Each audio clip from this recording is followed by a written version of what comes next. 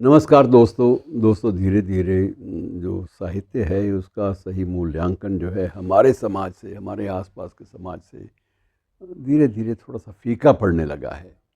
और ज़रूरी है ये कि कुछ एक बातों को फिर से बार बार याद कर लिया जाए, ताकि ऐसा ना हो कि अदब की दुनिया में, क्रिएटिविटी की दुनिया में, सृजनशीलता की दुनिया में हमें कोई अभाव खटके, हमें लगे कि बिल्कुल ये जो सृजनशीलता है, लिखना लिखाना है, ये बेमतलब है, बेमतलब एक कवायद है, इसमें कोई भी कुछ लंबी चौड़ी कोई उपलब्धि दर्ज आप नहीं कर सकते। तो इन बातों को दोहराना कभी कभी ज़रूरी हो जाता है। अब सिर्फ गालिब के किस्से हम कब तक बयान करेंगे, और सिर्फ गालिब और या फिर दो चार और किस्से लेकर कब तक हम साहित्य का और का जो क्रिएटिविटी, सृजनशीलता का, इसका गुणगान करते रहेंगे तो ये चलेगा नहीं। थोड़ा सा और याद कर लीजिए हबीब जालिब को, आम आदमी का शायर। हबीब जालिब पाकिस्तान के इन दिनों में फिर वहाँ पर चर्चा में ही, इन दिनों में काफ़ी उनकी चर्चा हो रही है एक बार फिर से नए सिरे से। और थोड़ा सा मैं आपको ये भी बता दूं कि हबीब जालिब का जन्म वहाँ पर नहीं हुआ था। हबीब जालिब का जन्म वर्तमान भारतीय पंजाब के एक कस्बे, होशियारपुर ज़िले का एक हिस्सा है, एक कस्बा, उस कस्बे में हुआ था। और उसके बाद बाप ने तो ये सोचा ये कि इसका नाम मैं हबीब अहमद रखूँगा, क्योंकि ये मुस्लिम बनेगा और ये ज़हीन बनेगा बच्चा, और ये इस्लाम को एक नई पहचान देगा। लेकिन श्रीमान जी ने जब लिखना पढ़ना थोड़ा सा शुरू किया तो अहमद शब्द को हटा दिया, और अहमद को हटाकर हबीब जालिब हो गए। अब उन दिनों में एक कुछ वर्षों में ही एक पहचान ये बन गई।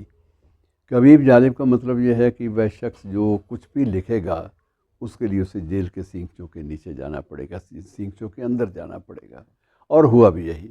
मित्रों, जब भी इसकी कोई भी नज़्म किसी सामाजिक परिवेश को संबोधित होकर सामने आती थी, उस वक्त होता यही था कि जेल के दरवाजे खुल जाया करते, और उसके बाद श्रीमान जी को दोनों तरफ बाजुओं से पकड़ के पुलिस के कारिंदे जो थे वो जेल में डाल दिया करते।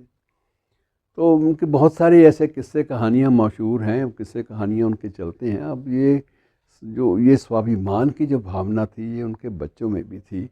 अब उनकी एक बेटी ने वहाँ उस मुल्क में एक ट्रक ड्राइवर के रूप में, एक टैक्सी ड्राइवर के रूप में अपनी एक पहचान कायम की। वो इसलिए कि वो उस बाप की बेटी है जिस बाप ने ज़िंदगी भर समझौतों की बजाय संघर्ष को तरजीह दी है। तो ये एक प्रकार से उस आदमी की सलामी का एक सिलसिला है। और इसमें मैं थोड़ा सा ये आपको एक दो घटनाओं का ज़िक्र करूँ। ये हर एक वहाँ के जो सल्तनत थी, हर बार इनको किसी ने भी बख्शा नहीं है।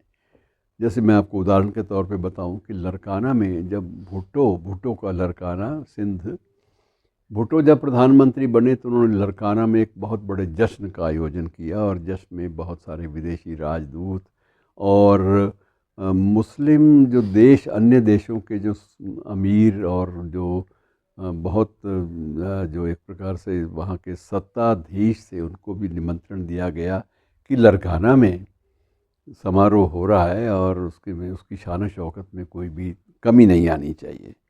और उसके बाद वहाँ पर एक जश्न के लिए विशेष रूप से उन्हें उन्होंने एक प्रकार से एक उस दावत में एक नर्तकी को बुला भेजा कि वो आकर कार्यक्रम प्रस्तुत करेगी। और वो उन दिनों अदाकारा थी एक वहाँ की, मुमताज़ के नाम से। मुमताज़ को बुलाया भी ऐसे गया कि वज़ीर आला ने सबसे पहले अपने वो स्टेट गवर्नमेंट के मुख्यमंत्री को कहा, मुख्यमंत्री ने आगे मंत्री कहा, मंत्री ने संतरी से कहा, मतलब एक सिलसिला लंबा चढ़ा और थानेदार तक बात आ गई। और थानेदार साहब पहुंच गए मुमताज़ के कि आपको तो वज़ीर आज़म ने याद किया है। और मुमताज़ को ये गवारा नहीं था, उसकी पहचान एक अलग तरह की थी। अब वो उसने इनकार किया कि मैं नहीं जा पाऊंगी, और उसके बाद जो उसका हश्र हुआ वो भी बड़ा अजीब था। और परेशान हालत में मुमताज़ ने, कहा जाता है, विवरण छपे भी हैं मीडिया में, कि अपने आप को एक बाथरूम में बंद कर लिया। और बंद करके उसने ख़ुदकुशी करने की कोशिश की, ख़ुदकुशी करने की, और वो बेहोश हो गई। लेकिन जब वो अंदर से बाहर नहीं निकली तो कारिंदों ने दरवाज़े तोड़कर उसको बाहर निकाला, देखा वो बेहोश है, उसको फ़ौरन अस्पताल ले जाया गया और बहुत सारा इंटेंसिव उपचार दे के, तीव्र उपचार दिया गया कि ये इसकी तो वहाँ मांग हो रही है और ये यहाँ बेहोश पड़ी है, ये कैसे जाकर कार्यक्रम देगी। खैर उसको बचा तो लिया गया, लेकिन वो इस लायक नहीं बची कि किसी भी कार्यक्रम में, सार्वजनिक कार्यक्रम में नृत्य या गायन का कोई भी कार्यक्रम दे सके। और उस वक्त जो प्रधानमंत्री थे उनको भी बड़ा इस बात का रंज हुआ कि एक छोटी सी बात, और वो भी मेरे जो कारिंदे हैं वो पूरी नहीं कर पाए, इस बात का रंज उनको हुआ, क्योंकि वो घोषणा कर चुके थे इसमें हमारी मुमताज़ भी अपनी पेशकारी जो है वो आपके सामने रखेगी, और उसके बाद भी वो हुक्म अदूली बर्दाश्त नहीं हुई। उस वक्त भी एक हबीब जालिब साहब ने एक नज़्म लिखी थी कि रक़्स ज़ंजीर पहन कर भी किया जाता है, रक़्स ज़ंजीर पहन कर भी किया जाता है। वो लंबी नज़्म थी, वो मैं आपके सामने आपके साथ नहीं बांट पाऊँगा, समय कम होता है।